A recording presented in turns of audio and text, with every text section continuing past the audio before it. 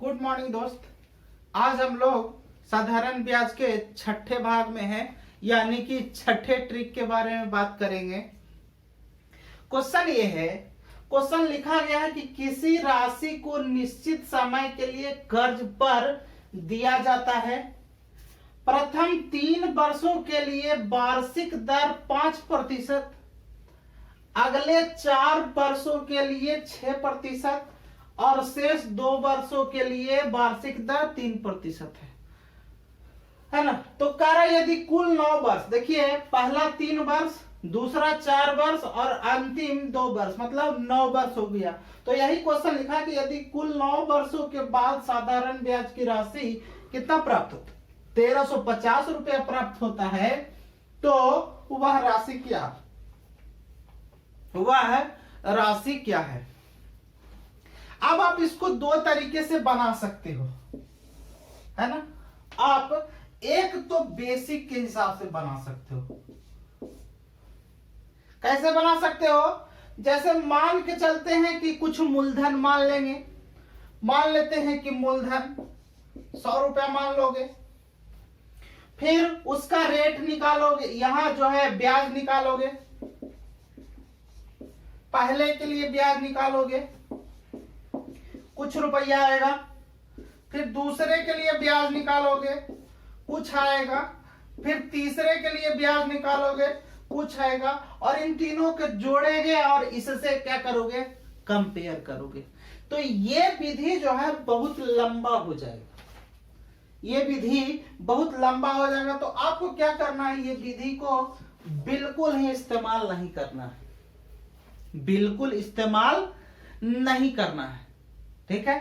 अब करना क्या है, आपको ट्रिक के रूप में क्या इस्तेमाल करना है, ट्रिक कह दो या शॉर्ट मेथड कह दो, कुछ भी कह दो।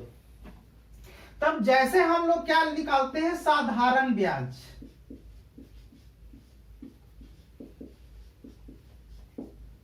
साधारण ब्याज निकालते हैं। तो साधारण ब्याज कैसे निकालते हैं, आप निकालते हो P गुना R गुना T और बटा 100, यही निकालते हो ना साधारण ब्याज। आपको बिल्कुल भी वैसे नहीं करना है, क्योंकि क्यों नहीं करना है कि ये P तो आपका हमेशा कांस्टेंट रहेगा। इस क्वेश्चन के लिए जैसे P कोई वैल्यू मान रहे हो तो P तो हमेशा आपका कांस्टेंट रहेगा। तो P को आप क्या करोगे, कांस्टेंट रहेगा तो इसको छोड़ देंगे, ठीक है। तो आपको करना क्या है, आपको इसको यहां पे ये करना है, ये लिखना है R1T1 plus R2T2 plus R3T3 और बटा 100, और ये इनफाइनाइट तक लिखना है। ये इधर शायद नहीं दिख रहा होगा, है ना, थोड़ा सा और इधर इस तरीके से लिख लेते हैं, इस तरीके से साधारण ब्याज, साधारण ब्याज मतलब R1T1 plus R2T2 plus R3T3, और ये जाएगा आपका इनफाइनाइट तक, और बटा में क्या 100 हो जाएगा। इससे क्या होगा, आप निकाल सकते हो, इससे क्या होगा, आप एक चीज तो ये हो गया। अब हमको निकालना पे क्या है, वह राशि क्या है, इसका मतलब मूलधन। तो मूलधन बराबर आप निकाल दोगे, मूलधन बराबर निकाल दोगे जो ब्याज दिया गया है, जो ब्याज दिया गया है, मतलब जो ये ब्याज दिया गया है, तो ब्याज है ना बटा, ये ऐसा कर रहे हैं, ये जो साधारण ब्याज है वो 1 के माध्यम से कर देते हैं, ठीक है। ठीक है, तो यहां पे ब्याज बटा साधारण ब्याज कर देंगे आपका।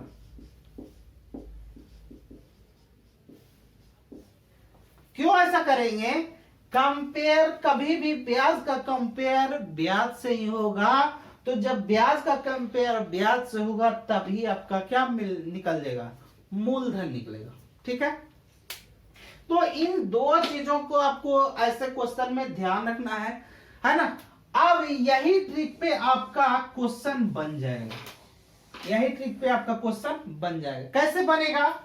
जैसे हमको पहले साधारण ब्याज निकालना है, एसआई क्या निकालना है? पहला रेट और पहला समय। पहला 3 वर्ष के लिए दर कितना है? 5% है, यानी कि कितना हो जाएगा? 5 गुना 3, पहले रेट और समय। दूसरे अगले 4 वर्ष के लिए कितना है? 6% रेट है, तो यहां लिख देंगे 6 और गुना कितना? 4 लिख देंगे, ठीक है। और फिर शेष 2 वर्ष के लिए वार्षिक दर कितना है? 3%, तो +3 और गुना 2 और बटा कितना हो जाएगा? 100। ठीक है, ठीक है। अब यहां पे देखिए, ये एस आई का मतलब ये यहां पे देखिए, हम यहां पे जो एस मूलधन जो लिखे हैं, मूलधन बराबर ब्याज बट्टा साधारण ब्याज, इस तरीके से लिखे हैं। क्यों ऐसा होता है? ऐसा इसलिए होता है, देखिए यहां पे हम मिटा दे रहे हैं, ऐसा इसलिए होता है ना। ऐसा इसलिए नहीं, सीधा सीधा हम इसको करके दिखा दे रहे हैं ताकि आपको इसको समझने में कोई समस्या ना हो। यहां देखिए एस आई बराबर कितना हो जाएगा? एस आई बराबर यहां देखिए 5 × 15 प्लस 6 चौके 24 और प्लस 3 दूना का 6 और बटा कितना हो जाएगा? 100। ठीक, तो एस आई का मान कितना हो जाएगा? एस आई का मान हो गया 24 15 39 और 6 45 और बटा कितना हो जाएगा? 100।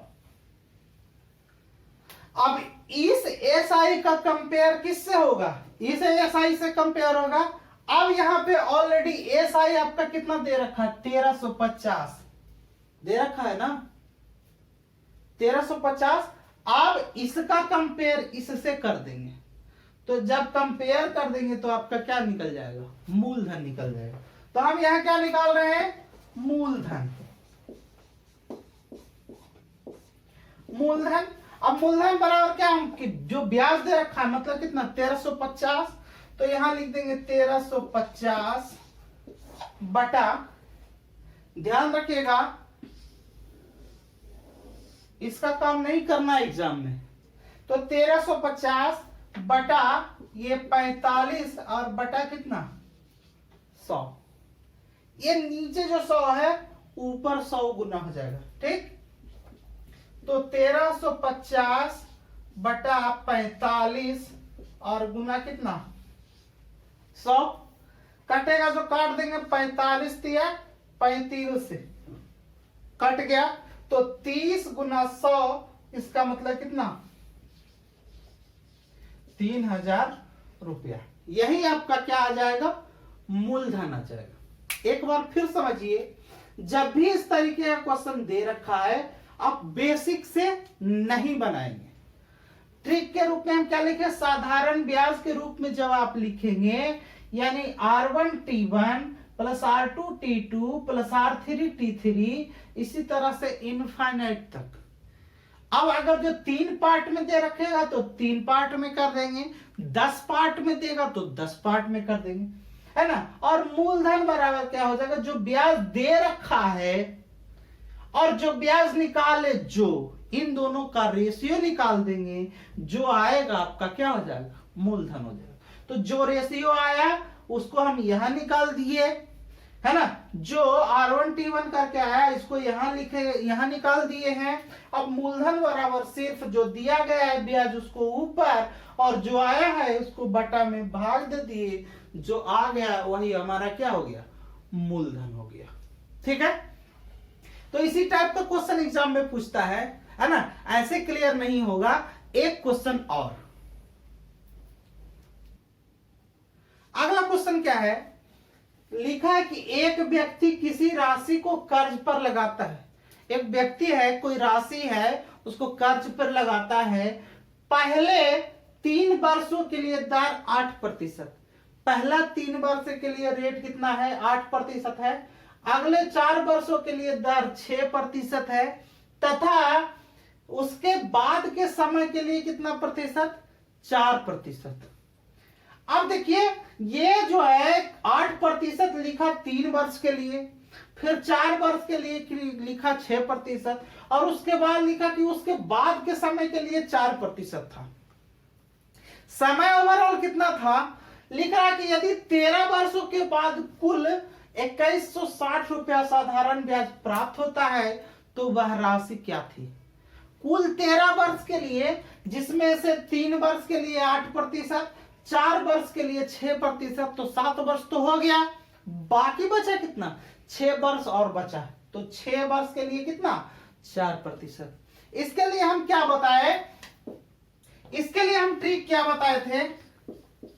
इसके लिए हम ट्रिक बताए कि जब भी इस तरीके के लिए आए तो साधारण ब्याज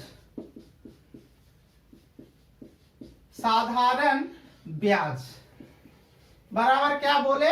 R1T1 plus R2T2 plus R3T3 plus so on infinite तक, और बटा में कितना? 100।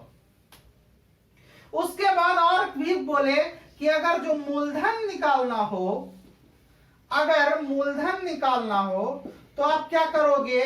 आपको जो ब्याज दिया जाएगा, जो ब्याज आपका दिया जाएगा वो, और बटा साधारण ब्याज। यही राशि निकालने के लिए हम करते हैं। आप पहले साधारण ब्याज निकाल दिए तो मतलब एसआई का मान आप निकाल दीजिए। एसआई का मान कैसे निकालेंगे? पहला 3 वर्ष के लिए 8%, मतलब 8 गुना 3 प्लस, फिर क्या बोला? अगले 4 वर्ष के लिए 6%, तो 6 गुना 4। अब देखिए कह रहा है कुल 13 वर्ष के लिए ना, हमारा काम कितना साल के लिए? 3 साल और 4 साल 7 साल, टोटल चाहिए कितना? 13 साल। तो 7 साल हो गया, तो 6 साल बचा है ना, और 4% के हिसाब से, तब 4 गुना 6, और बटा में कितना हो जाएगा? 100। ठीक है, यहां कितना हो जाएगा? 8 तिया 24, 6 चौके 24, और 6 चौके 24, और बटा कितना हो जाएगा? 100।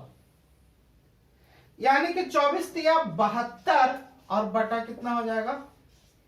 100। ठीक है, अब क्या बोला है? हमको निकालना है क्या? मूलधन। तो मूलधन जो निकालना है, जो ब्याज दिया गया है 13 वर्ष का ब्याज कितना है? 2160। तो इसको लिख देंगे 2160 बटा, किसको लिखेंगे? 72 बटा 100। ये लिखेंगे 72 और बटा 100। देखिए नीचे बटा में है, बराबर इधर से गुना हो जाएगा तो नीचे वाला ऊपर चला जाएगा, यानी कि 2160 गुना 100 और बटा कितना? 72। देखिए 3 बार में डायरेक्ट कट रहा है ना, कट रहा है। तो यहां पे देखिए कितना हो जाएगा? 30 और गुना 100 मतलब 3000। यहां पे भी मूलधन कितना आ गया? 3000 आ गया।